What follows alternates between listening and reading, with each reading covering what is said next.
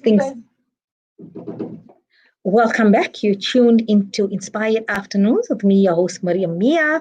And now we have social worker Sally Baker. Yes, Sally is there. I can see Sally. So Sally is a social worker and she counsels and she helps people during their birthing trial, postpartum depression, helps them transition to motherhood and dealing with the challenges and losses that can arise. Her specialty is trauma and birth trauma, and she enjoys training other professionals in trauma-informed care and trauma birth resolution. Welcome, Sally, to Inspired Afternoons here on Salam Media.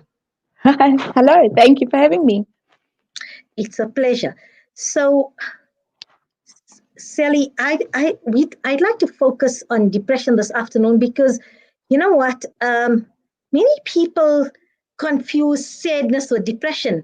And J.K. Rowling herself, who the famous author of the Harry Potter series, she suffered from depression herself, and and she made that statement that people often confuse sadness with depression, and they two very different feelings and emotions. And people that are not in the know, uh, you know, you don't know how to support a person, and you'd say something like, snap out of that sadness now, don't be sad. And you don't really know, you know what, this is deep seated, it's deep rooted, it's emanating from somewhere else.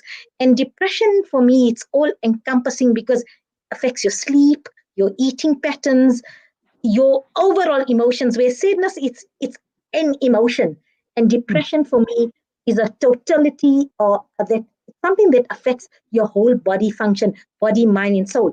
Am I correct in my assumption? I just want to distinguish between the two. I think you're very much correct. Sadness is just a feeling, and it's normally an appropriate response to something. So you've lost somebody, or you're grieving, or something's going on, and so you feel sad. It kind of makes sense in that moment for that experience. Whereas depression is an overwhelming, pervasive, knocks you down, no energy, interferes with every aspect of your life. Real down feeling. And from the Psychology Today, I'm quoting, according to the World Health Organization, depression is a leading cause of disability worldwide. Globally, more than 300 million people of all ages suffer from this disorder, and the incidence of this disorder is increasing everywhere. So, depression comes in the form ranging from minor depression to seasonal affective depression. Depressive episodes also feature bipolar disease. So it's a broad spectrum. So Yeah. depression is not just, it's a broad. I think it's a broad term for what people are feeling at different stages of their life. Yes, so it is a broad term and it covers many different things. But overall, it's that pervasive down, no hope, end of the world, no energy sort of feeling. And it influences all sorts of aspects of your life. So if it's a postnatal depression, then it would be around the time of being pregnant or just having had a baby. Whereas if it's a seasonal depression, we don't have that so much in South Africa, but overseas they have it a lot, where it's dark and gloomy throughout winter. So yeah, it can be different, but it can last for months, it can last for years. It can be an illness which people fight their whole lives. Yes, and often the trigger is the life stressor. So some sort of life stressor that could be a trigger or life change, or that, like you say, what you specialize in, postpartum depression, and that it's the change because, and it must be difficult because motherhood is supposed to be this very positive experience, especially for a first-time mother. You a new mother. There's expectation. You have this new being that's an extension of yourself, and it's a positive experience. And yet, when you start like going into that black hole, and you feel you don't have energy, and also sometimes there's no interest in the child. Not there's no love, but you sort of you feel nothing. you become devoid of feelings. And then I think worse is then people around you start judging you in terms of you being ungrateful. You have so much going on for you, but yet you're not snapping out of it. You're so negative. Why just? And I think for me, it's that not being able to give appropriate support and not understanding depression that actually confounds us and gets the person deeper into this hole. I agree with you. So the individual person carries the depression and feels it, or the individual mother, but maybe this is more like a global and systemic and community problem. When, for instance, with mothers, we don't give them the support they need and want and deserve, and then we blame them for not coping and feeling all alone. That's not fair.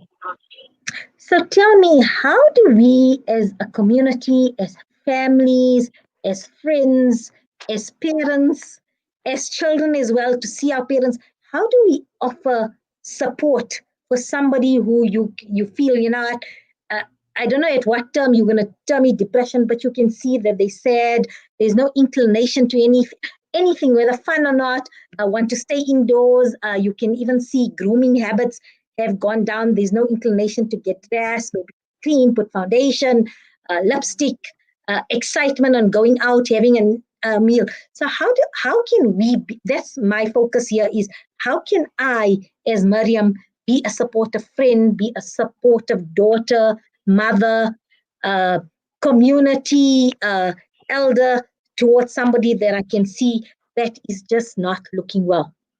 Yeah. And the fact that you can ask that question already puts you in a good sensitive position to be a support person for somebody who's feeling depression. It's very hard to sit with somebody who's depressed. It's really uncomfortable. There's no energy. It's flat.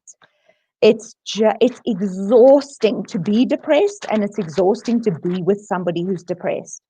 So my first thing would be to look after you, the listener. Can you take care of yourself so that you don't need to feel uncomfortable and make them want to snap out of it? Can you just sit with somebody's experience? Not have to, like you said earlier, get over it. Pull your socks up, feel a positive, well, think a positive thought. This is not how depression works. It's about slowly making all sorts of changes. Is there past traumas and difficulties that need to be dealt with? What are the existing traumas and difficulties? Now with COVID, I mean, all our difficulties have escalated times 20. So sometimes it's just practical help. Can you make a meal for somebody? Can you just be there? I think every person is different, and what every person needs is different. So if you can, ask them, what do they need? Ideal is when we help people in the way that they need.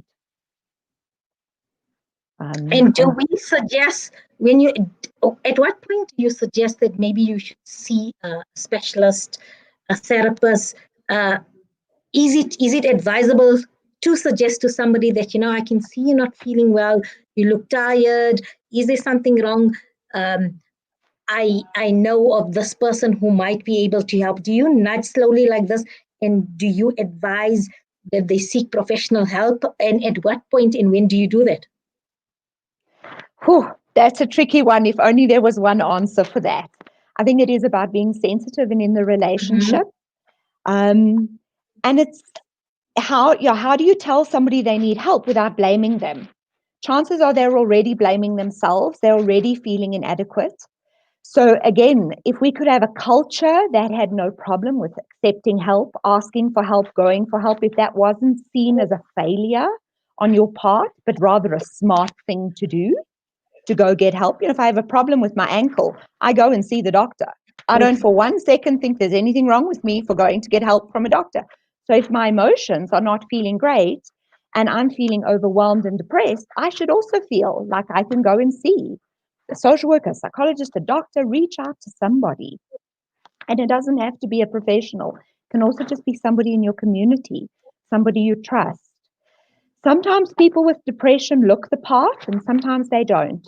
Especially moms, they can look really well groomed. They can look like they're functioning, they're smiling, and inside they are really not coping. hard to tell what's going on inside somebody else. But if you can have friends that are true friends and be a friend that's a true friend, it goes us a long way to offering real support and honesty and authenticity out of this world of very, very lonely depression. Sally, so for what you said now is telling, and I think that's what we need to do. As I think we need to change that narrative.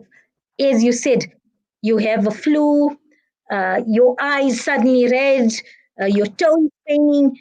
There's no stigma attached to it. In fact, it's a responsible thing to do to have it checked out as a doctor. In fact, you don't go, society frowns at you. At school, they say, oh, why didn't your mom take you to the doctor? At work, they say, why do you come ill here like this? You need to have yourself checked up. So it's actually, if you don't do it, you frowned upon that you didn't get yourself checked up. So I think it's time now we need to change the narrative there that emotionally, if you're feeling unstable, you feel your emotions are not aligned, there should be no stigma to say, you know what, I need to visit a therapist, I need to visit a counselor, I need to visit a psychologist, even I'm going to psychiatrist. I had a psychiatrist last week and she told me, I'm the person they come to last because somebody has told them they need to do this, and when they come to me, most of them tell me, I really did not want to come, but I was forced to come, and she has to look past all that to try and help somebody and give a diagnosis. So I think, how do we go about in society, in communities? Well, that's why I'm having this platform here, is because that's what I'd like to do, is change the narrative to say, it's okay. It's a positive step for you to seek professional help regarding your mental state. And it's no failure on your part. Yeah, I'm with you 100%. Isn't why this idea that we have to do everything on our own and we're only competent if we can solve every problem on our own is a myth. It's not possible, especially for mothers. We're born into communities. We're part of communities. We need to access. It's so interesting how people are so happy to help somebody else, but not to receive help. Total double standard there. If I say to the average person, do you mind helping? No, I love it, especially if they tell me what they want. And can you ask them help? No, then I'm a failure. So yeah, these conversations like you're raising now, this is it, where people can say, heck no, of course I have a therapist. Who wouldn't? We change the culture that way. What you said. Heck no, I have a therapist, who wouldn't? And I'm going to use that now and do that. And I think everybody supposed to, like, at some point, I know when my girls were older now, and I told them that now they can choose doctors that they're comfortable. They don't have to go to the doctors that I go to. So they have the liberty to choose that. And I think it's about time we also, in our little book of health professionals, to actually sort a therapist and start saying, I've got this. So in case I need to go to a therapist, there's one down the road, and I know her because we studied with her daughter together, or I know this one here because she was this person's mom. Oh, she's a therapist. And do you think that also would be a good start? So I'm going to use it and I'm going to say, see if a therapist in, why the heck you won't have a therapist? And I think, thanks so much for that, because I think that's a good way of putting it, to say it's okay. In fact, it's not cool and it's fashionable to have a therapist now, and put it that way. And it's also worth for people to remember that not all therapists focus just on problems. There's a lot of different therapies, especially social workers, where we focus on people's strengths, where we're learning new skills, we're improving ourselves, we're developing. This can be a very positive experience.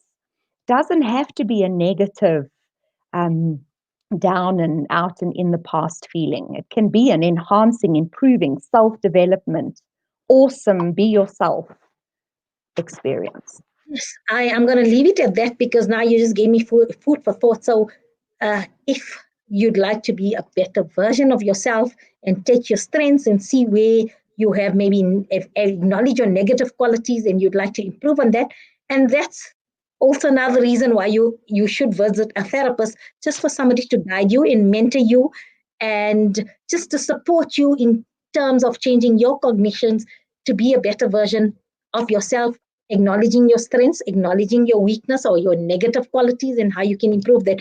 So that's another dimension to the conversation.